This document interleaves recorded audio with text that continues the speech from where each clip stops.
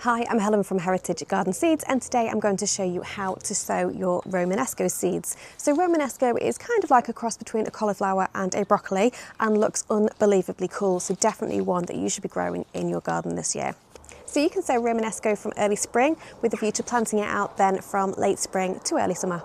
So I'm going to start my seeds off in these modules, and I'm just going to make a little dimple into each cell. So I'm going to sow a couple of seeds per cell.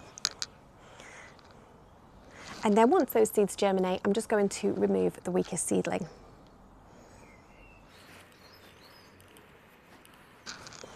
We're just going to cover those seeds with a thin layer of compost and give them a light water.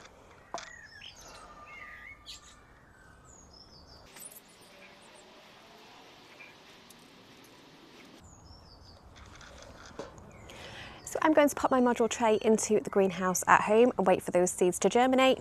Once the seeds germinate, I'm going to remove the weakest seedling, and then I'm going to allow the remaining seedlings to grow on a little bit until they develop a set of true leaves. And then at that point, I'll look to transplant them individually into their own pots.